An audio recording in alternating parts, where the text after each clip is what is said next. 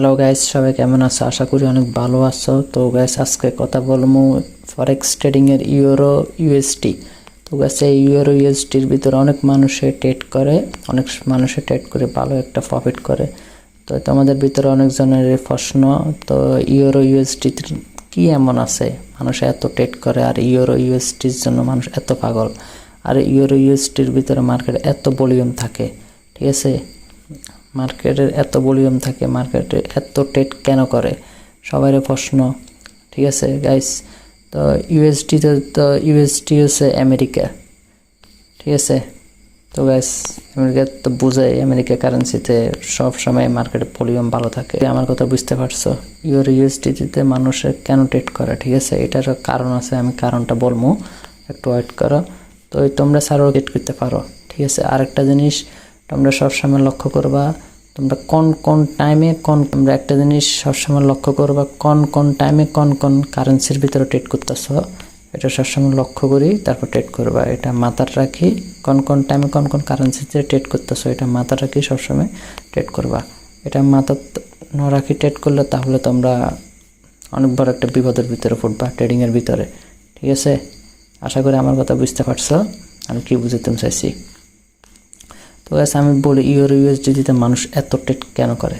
First কথা হচ্ছে মার্কেটের ভলিউম অনেক ভালো থাকে, তারপরে মার্কেটের মোমেন্টাম অনেক ভালো থাকে, ঠিক আছে? আর আমি আরেকটা কথা এখানে বলি, তো এখানে আমি 5 মিনিটের টাইম দিয়ে উদাহরণ দিয়ে বুঝা বলি। এখানে তোমরা আরেকটা কথা মাথায় রাখবা, কোনটা? ধরো ইউরোতে ধরো 5 মিনিট টাইম ধরছ, ইউএসডিতে কিন্তু ওই 5 মিনিট টাইম মিলারে কিন্তু হইব না। ইউরো ধরো 5 মিনিট টাইম ধরছ, ইউএসডিতে ওই টাইম কিন্তু বেশ কম আছে, সেম টাইম ধরলে কিন্তু হইব না।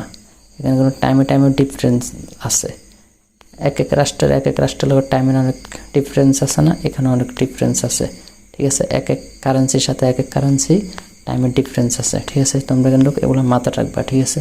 আর এক কারেন্সিতে টাইমের ডিফারেন্স একরকম, কি প্রতি কারেন্সিতে কিন্তু টাইমের ডিফারেন্স কিন্তু একই রকম হইব না। এখানে কিন্তু ডিফারেন্স, ঠিক আছে?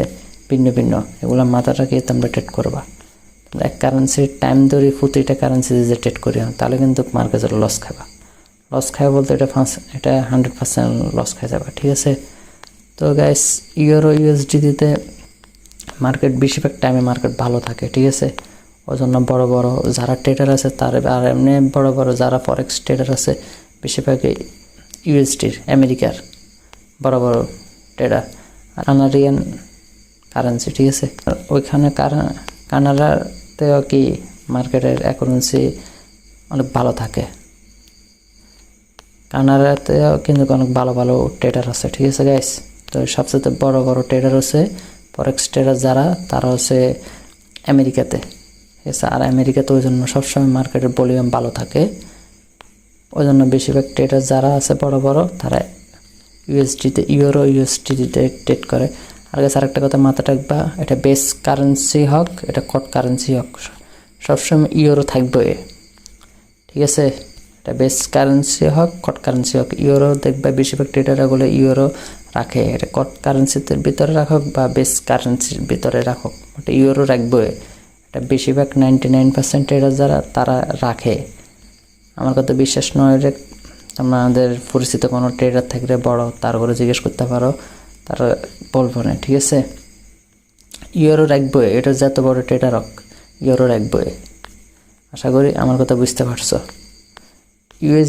ইউরো ইউএসডি এটাতে ট্রেড করে মানুষ, ইউরোতে ভালো একটা মোমেন্টাম থাকে, ঠিক আছে? তার ইউএসডিতে মার্কেটে ভালো একটা মোমেন্টাম থাকে, সবসময় মার্কেট একদম ফুল ভলিউমে থাকে, ওই জন্য মানুষে ট্রেড করে, ঠিক আছে? ট্রেড করবার জন্য অতিরিক্ত ট্রেড করে ইউরো ইউএসডির ভিতরে।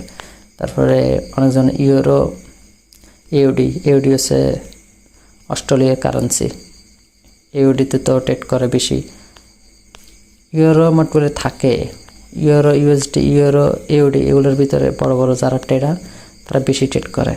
কিছু বুঝছো গাইস? আশা করি আমার কথা বুঝতে পারছো। তোমরা কয়েকদিন প্র্যাকটিস করিও ইউরো ইউএসডিতে আর ইউরো এউডিতে, দেখবে মার্কেটে ভালো একটা ভলিউম পাবা, ভালোভাবে মার্কেট অ্যানালাইসিস করতে পারবা। আশা করি আমার কথা বুঝতে পারছো আমি কি বুঝাতে চাইছি।